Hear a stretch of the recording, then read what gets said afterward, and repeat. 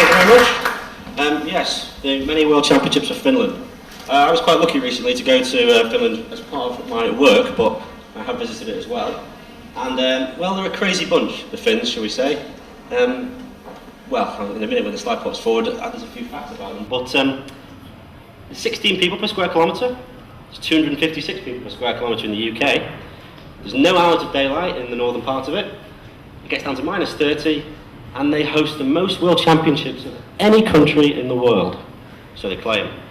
World Championship number 1, air guitar. I'm sure some of you will have seen and heard about this. Established in 1996, this is the 19th edition going to be taking place this year. It's in a place called Oulu in northern Finland, so it's very cold, so they have to move around a lot, which is why they have the air guitar. You get 2 goes, you get 2 one-minute rounds.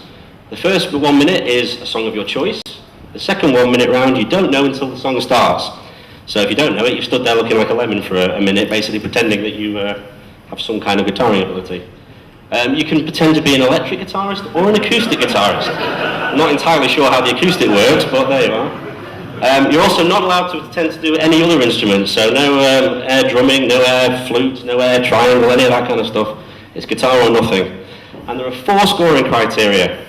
Technical ability, showmanship, mimesmanship, which is apparently the rest of the bit apart from the guitaring, and something called airness.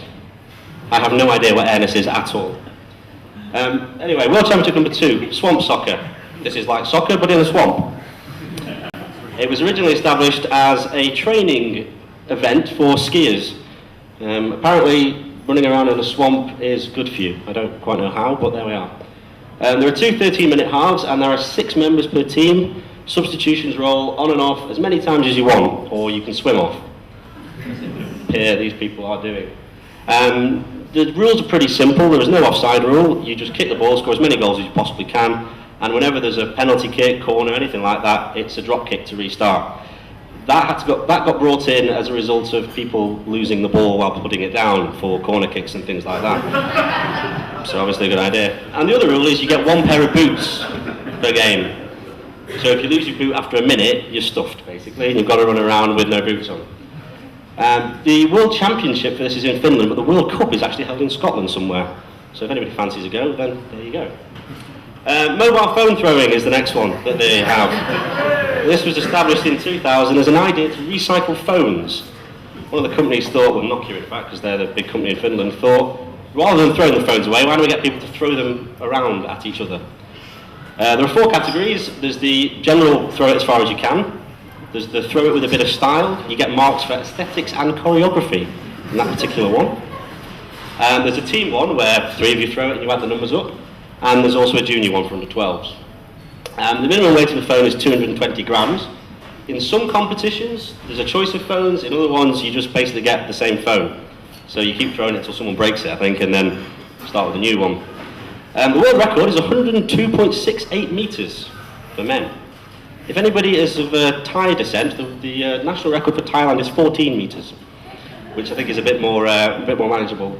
The record's actually held by an Englishman, and I think the Scottish record's about 60 metres, something like that as well. And now on to my favourite, wife carrying. Established in 1997, and I have no idea why.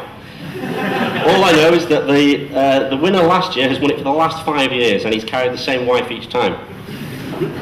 Track length, it says there, 235 metres. There is 1 wet obstacle, which you can see, and 2 dry obstacles, which are usually some kind of hurdle to get over. The minimum weight of the wife is 49 kilograms, and it does actually specify it can be anybody's wife. In fact, it doesn't even have to be a wife, it can be anybody. The only rule is, as I say, she has to be 49 kilograms and she has to be over 17 years old. Any technique is permitted. The one being demonstrated here is the Estonian lifting technique. I can't possibly explain why it is, but there we are. The only other rule, of course, is that the carried person must wear a helmet, because obviously if you drop from that height, then it would be a bit of a disaster. These are some of the other events that are no longer staged in Finland, but were at some point. Extreme sauna, for example.